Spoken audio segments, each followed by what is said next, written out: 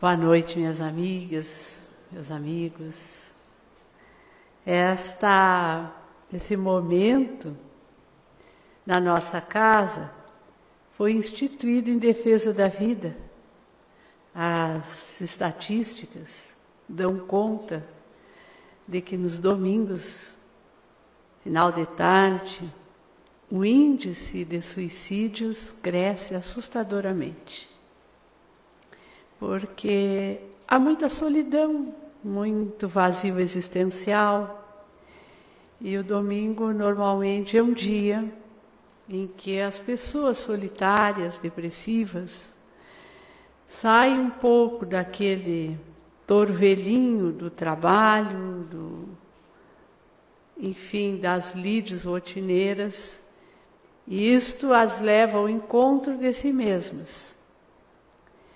E como o encontro consigo, por vezes, é um mergulho no vazio, nós vamos perceber que estes são momentos bem desafiadores para as almas solitárias e sem esse desejo de viver.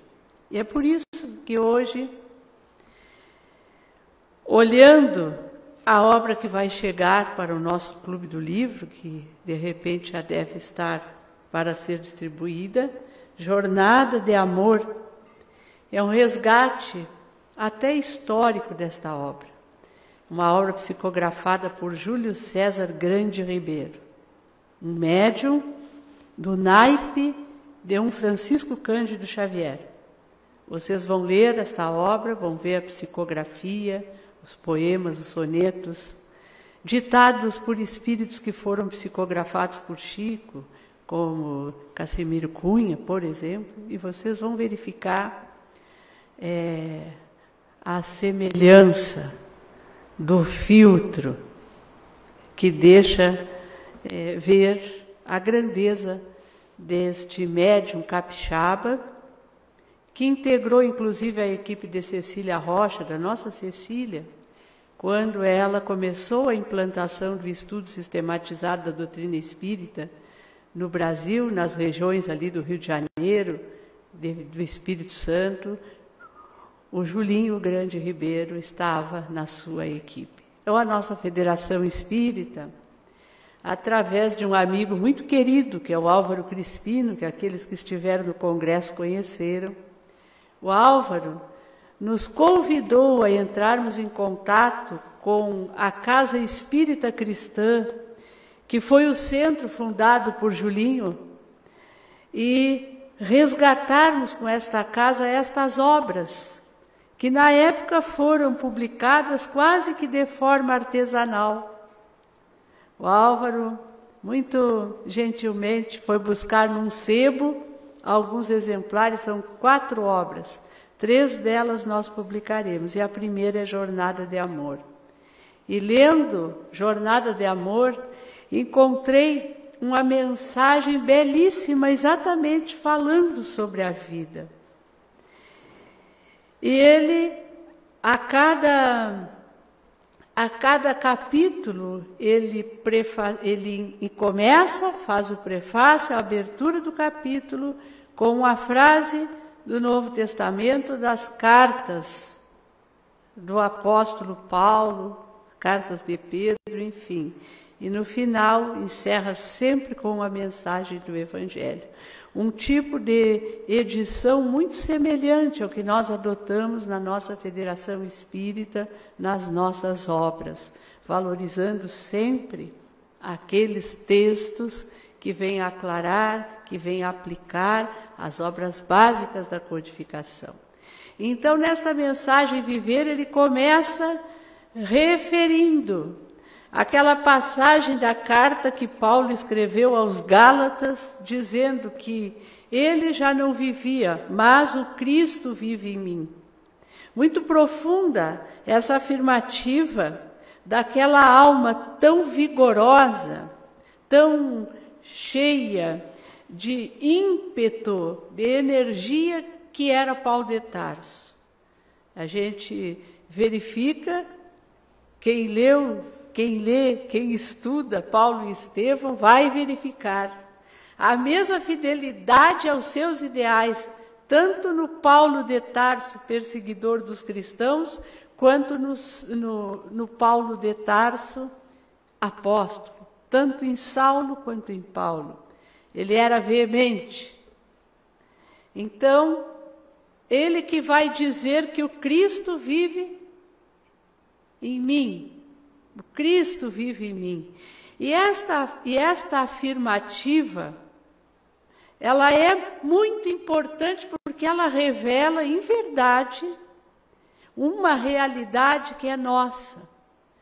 Porque todos nós que conhecemos o Cristo, e se compreendermos verdadeiramente a proposta desse homem inigualável, nós vamos sentir que uma reviravolta se estabelece nas nossas vidas, não é mesmo? A gente não é mais o mesmo depois do encontro com o Cristo. Nós vamos mudando os nossos valores, nós vamos reformatando o nosso proceder, nós vamos ampliando a nossa visão, porque verdadeiramente nós mergulhamos numa realidade diferente. E mais ou menos, depois de conhecer o Cristo, ele vive em nós, ele habita em nós. E sentirmos isto e percebermos que isto é um processo que precisa ser promovido por nós diariamente, é o que vai dar à nossa vida um significado diferente, evitando que ela caia no vazio e que nós passemos a nutrir um desgosto pela vida, que é uma das grandes causas do suicídio. O desgostar, o não gostar mais de viver, porque o viver não está conectado com a nossa finalidade existencial. E esta finalidade existencial, esse objetivo existencial, ele está conectado ao governador da terra, que é Jesus. Então, Albino Teixeira é que dita ao Julinho essa mensagem. Albino Teixeira, também um médium que militou no movimento espírita do Rio de Janeiro, uma alma excepcional. Ele, já em idade avançada, os 2 últimos anos de vida, sofreu de uma paralisia progressiva e, mesmo assim, ele trabalhava, fazia os seus atendimentos, era um excelente médium curador, psicógrafo. Então, é dele esta mensagem. E ele vai nos dizer que a vida regurgita em cada ser este anseio de vida, o estímulo de sobrevivência e o instinto de conservação. Isso é nosso. O anseio de viver, o estímulo de sobrevivência e o instinto de conservação. Isso é nato. Mas ele pode enfermar. Pode chegar a um estágio em que seja, de certa forma, bloqueado, o que nos faz, muitas vezes, desertar da vida. E nós sabemos que o suicídio, ele não é o desejo de tirar a vida, é o desespero de parar para parar de sofrer. E isso muitas vezes é mais forte que o próprio instinto de sobrevivência. Mas como isso é natural que nós também tenhamos em nós e no entorno, porque ninguém nasce desprotegido dos requisitos que necessita para triunfar na vida, se nos esforçarmos, se movermos as nossas energias construtivas, nós vamos conseguir, ao longo da vida, manter o nosso significado existencial, a menos que nós estejamos com um processo de enfermidade mental muito grave, porque aí já é um processo que vem, muitas vezes, de várias existências e que eclode. Então, Albino diz assim: viver é renascer para a eternidade. Olha que interessante isso. Parece que a gente está dizendo que para viver tem que morrer e e renascer para a eternidade. Porque a gente confunde essa questão, né? Que a vida eterna parece que é algo que surge depois da morte. Na verdade, não é isso. Viver é renascer para a eternidade, ou seja, é sentirmos que nós somos seres fadados à imortalidade. Que a nossa vida não se restringe a esse período, que vai do berço ao túmulo. Não, nós somos um contínuo. Nós somos imortais. E quando o ser renasce dessa forma e passa a se perceber assim, com esta condição, muitas coisas se modificam. Toda a nossa visão de vida, ela se transforma. Porque nós sabemos que estamos colhendo um plantio que vem, sabe-se lá de quantas vidas, de quantos séculos, mas que estamos semeando também uma colheita que se fará. E que os resultados que nós não conseguimos ver agora são resultados que se farão sim. E que o nosso compromisso é caminharmos, é semearmos, é colhermos, é irmos separando o joio do trigo, é irmos aprendendo, nos transformando, nós e os outros. Porque é muito triste quando nós olhamos a vida do ponto de vista do hoje apenas. Porque aí tem muita gente perdida, tem muita gente que não tem futuro, tem pessoas que para nós são perversas e parece que vão ser sempre assim. Há investimentos que nós fazemos nas pessoas e que não apareceram e parece que aquilo está perdido. Ou seja, o ponto de vista da unicidade das existências é muito doloroso. É por isso que o Espiritismo é o consolador prometido por Jesus. Porque quando o nosso ponto de vista se amplia para a pluralidade das vidas, a gente se consola. Quantas vezes a gente se vê a braços com alguns conflitos interpessoais e a gente diz, bom, se estamos vivendo isso agora é porque alguma coisa nós construímos lá, algum crime cometemos juntos, algum débito nós temos, ou alguma prova eu estou sendo convocada a vencer. Esse é o ponto de vista da eternidade. Então, viver é isto, é renascermos para esta visão. Mas é também, diz ele, equacionar compromissos. A equação é uma operação complexa, né? Eu, pelo menos, sempre achei algo muito difícil fazer na matemática, resolver equação de primeiro, de segundo grau. Agora, depois que a gente entende, é tão bom, porque a gente fica se desafiando assim e se achando, né? Eu custei muito a entender quando estudei equação, depois que eu aprendi, eu ensinava os outros, me achando assim muito sabida, né? Então, equacionar compromissos é isso. Os nossos compromissos, eles estão postos hoje. Nós temos compromissos familiares, nós temos compromissos pessoais, que são conosco, nós temos compromissos sociais nas comunidades onde nós vivemos. E isso tudo são processos complexos, porque nós precisamos equacionar. Nós não podemos atender somente os nossos compromissos pessoais, nem atendermos só os pessoais e os familiares, nem atendermos somente os sociais e os familiares e descuidarmos dos pessoais. E que equação, né? Quantas variáveis nós precisamos trabalhar. Mas isto é saudável.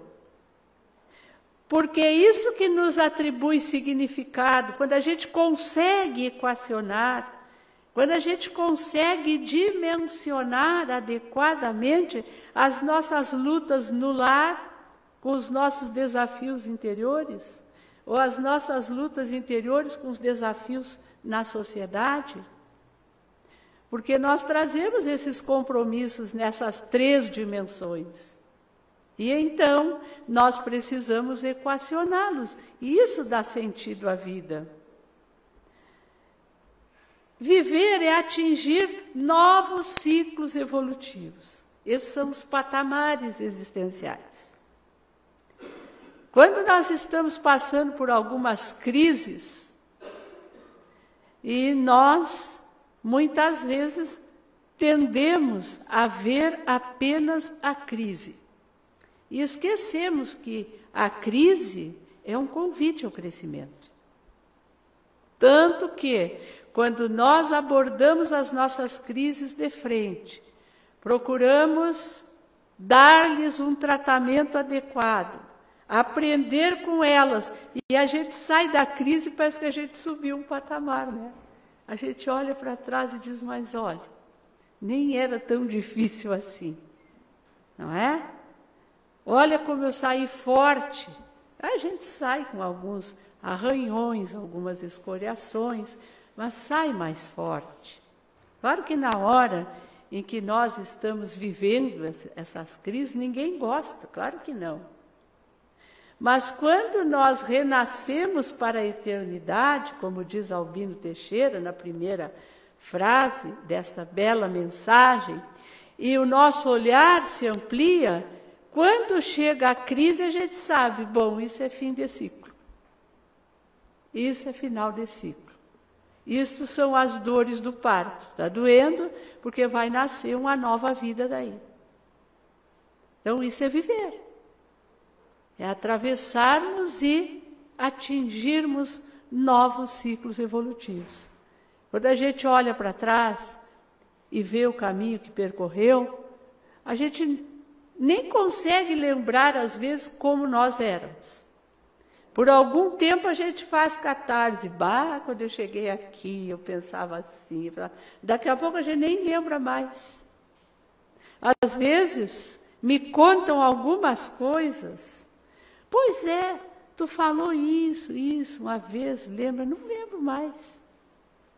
Passou, foi um ciclo que se agregou à nossa caminhada. Viver é servir a causa do Senhor.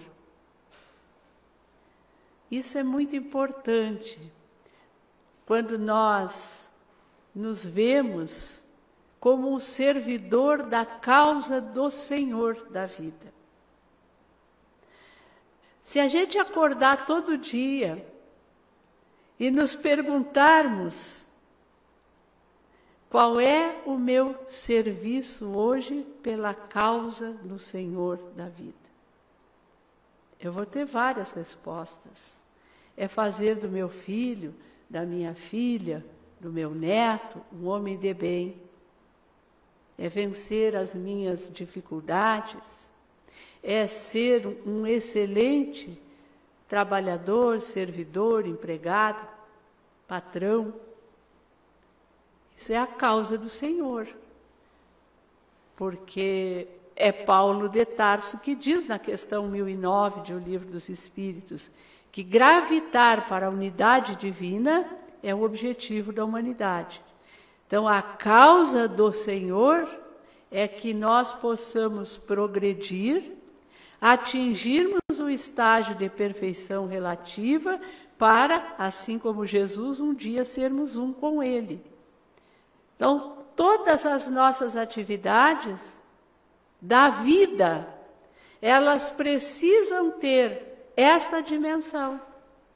O quanto eu estou contribuindo e servindo a causa do Senhor ou a causas que são minhas ou que são outras propostas que não se conectam com isso. Então, são esses significados de viver que vão agregando qualidade ao nosso propósito existencial. Viver é retificar os passos. Porque é claro que o nosso estágio evolutivo, no nosso estágio evolutivo, nós somos passíveis de escolhas equivocadas ainda. Nem sempre nós atendemos às melhores inspirações. Por vezes, nós atendemos inspirações enfermiças, negativas, depressivas, vingativas. E vamos trilhando atalhos. E quando nós começamos, tem um indicativo, um indicador, que é muito preciso. Quando nós começamos a sofrer demais, a vida começa a não fazer muito sentido. Nós não conseguimos experimentar nem um pouquinho de bem-estar. A gente anda trilhando algum caminho errado, com certeza. Aí é hora de retificar, ou seja, colocar com mais retidão os nossos passos. Para onde nós estamos indo? É realmente no sentido do serviço da causa do Senhor? É no sentido do renascimento para a eternidade? A consciência responde isso. Não, alguma coisa eu não estou fazendo certo. Então nós precisamos fazer isto e resistirmos menos a fazer isto nas nossas vidas. Porque viver, e esse viver que ele está dizendo, não é passar pela vida, é viver mesmo. É deixar o Cristo, sua mensagem, ir fazendo efeito nas nossas vidas. Então, a resistência à mudança, ela é muitas vezes um impeditivo de retificar os passos, porque a gente diz, bom, mas eu sou assim. Quem quiser que me aceite, quem gostar de mim, assim que me visite, que ande comigo, quem não gostar, mas não é o outro, sou eu. É o meu processo de viver que eu preciso atentar. Se não está me fazendo bem, eu preciso retificar. E viver é renovar esperanças. Emmanuel tem uma mensagem sobre esperança que ele diz, a esperança é a luz do cristão. Você pode não ter a coragem da fé, mas você tem a luz da esperança. Por isso que Divaldo conta aquela bela história, né? Acho que quase uma parábola, onde ele diz que as estrelas um dia saíram dos seus lugares no céu e vieram dar um giro pela terra. Visitaram todos os lugares, aqueles mais sombrios, e voltaram e se engastaram no firmamento. Quando olharam-se, notaram que uma estava faltando. Aí, de longe, elas espiaram para a terra e viram, num dos recantos mais escuros da terra, uma luz faiscando em tons verdes. Era a estrela da esperança que tinha permanecido na terra. Então, por isso que Emmanuel diz que a esperança é a luz do cristão. Às vezes a gente não tem nada material para ofertar a alguém que está sofrendo, mas a palavra da esperança a gente pode devolver sempre. Por isso que Albino diz que viver é renovar esperanças. Primeiro as nossas, depois daqueles que palmilham o caminho conosco. E viver é reflorir ideais. Nós sempre vivemos entre a realidade e aquilo que é ideal, entre o real e o que é ideal. E é o ideal o que nos inspira a mudarmos o que é real e que não nos satisfaz. Então, por mais dura que seja a realidade, por mais que ela esteja hoje nos contrariando, por mais que a realidade seja adversa às nossas aspirações, aos nossos desejos e até às nossas necessidades, mas o ideal aquilo que nós sonhamos para nós e para o mundo, nós precisamos cultivar, que nem as nossas plantas. Às vezes a gente vai olhar, se descuidou, ela está cheia de fungos, ela está com a terra seca, esturricada, com as folhas amarelas, parou de florir. O que a gente faz? A gente vai lá, põe uma fungicida, revolve a terra, alimenta com mais terra, coloca um adubo, vai molhando, vai cuidando, quando vê, ela refloriu. Apesar de, quando a gente olhou, parece que ela ia morrer. Os nossos ideais são assim.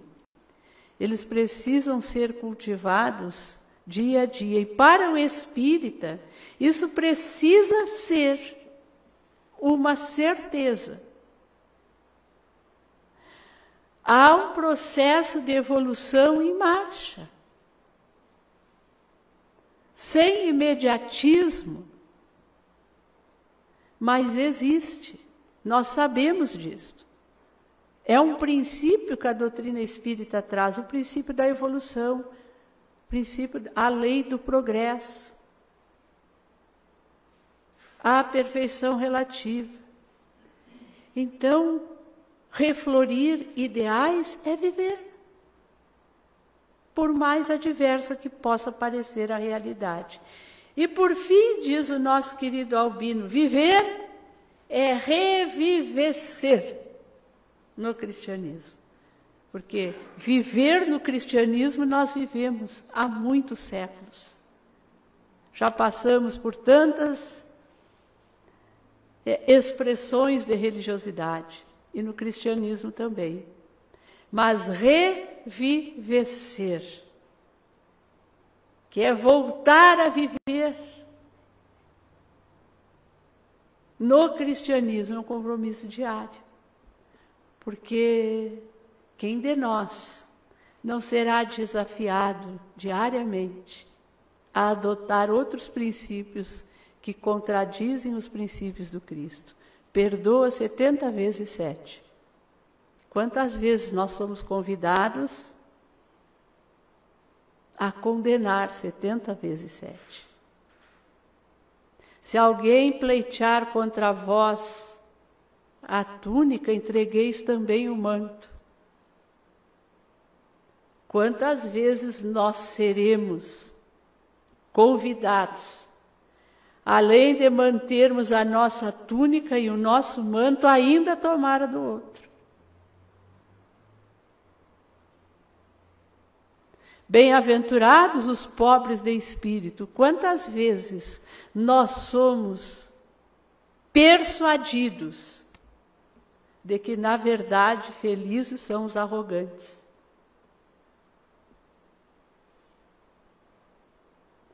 E por aí vai. Então, revivecer no cristianismo é viver.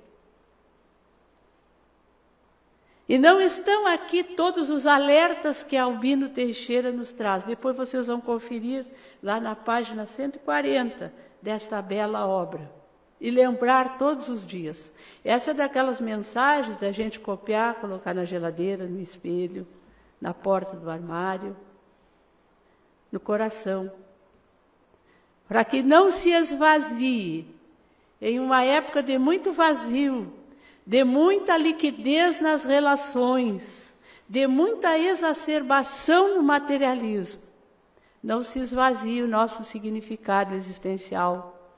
Não deixemos de perceber o Cristo que vive em nós. Por isso que em o Evangelho segundo o Espiritismo, o nosso querido Allan Kardec, lá no capítulo 9, item 7, ele escreveu: a vida é difícil, bem o sei. Compõe-se de mil nadas que são outras tantas picadas de alfinetes, mas que acabam por ferir. Se, porém, atentarmos nos deveres que nos são impostos, nas consolações e compensações, por outro lado, recebemos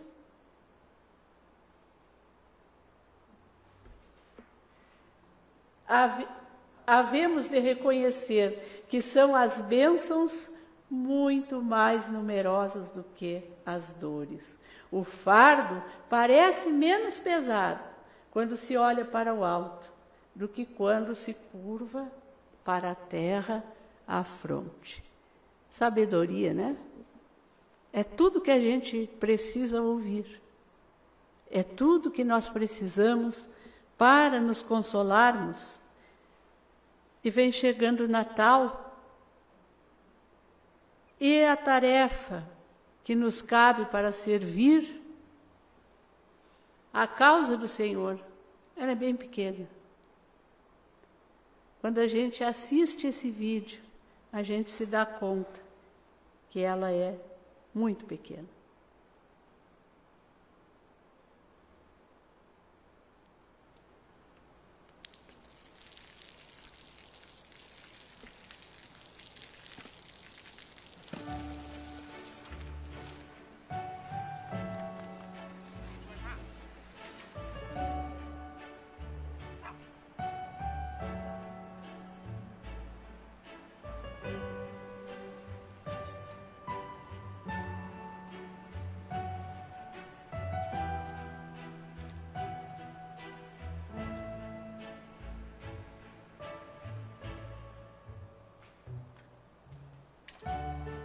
O que é que se recebe em troca por se fazer isso todos os dias?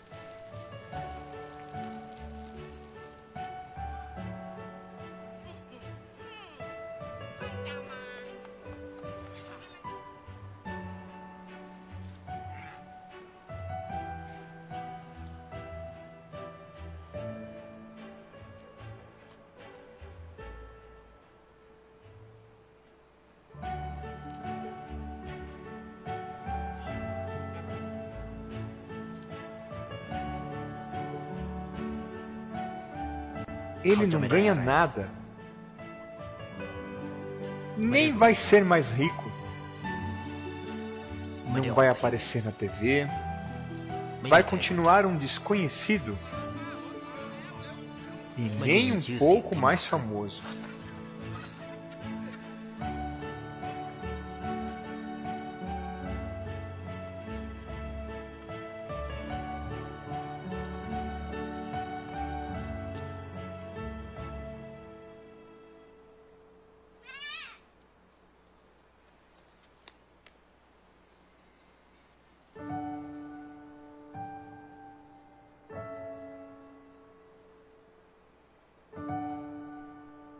Na verdade, o que ele recebe são emoções.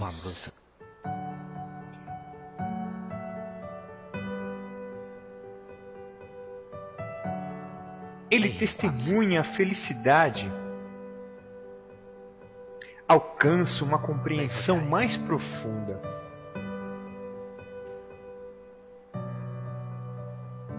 Ele sente o amor. Recebe o que o dinheiro não pode comprar.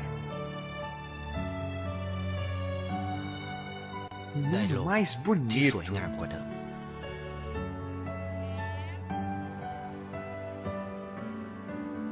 E a sua vida? O que você mais deseja?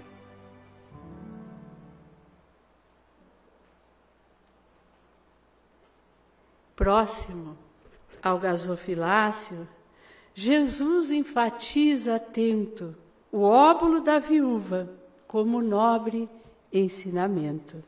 Vejamos de nossa parte os ensinos do Senhor a respeito da migalha doada com muito amor.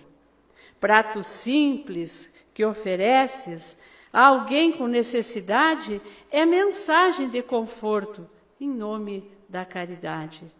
Peça de roupa que dás ao viandante com frio é exemplo silencioso ao sentimento vazio. O remédio benfazejo ou um livro que ilumina são doações efetivas de saúde e disciplina. A moeda pequenina, o conselho que conforta, são dádivas fraternais a quem bate à tua porta. Bem-aventurado, pois, quem socorre com vintém, mas se doas de ti mesmo, bendito sejas também.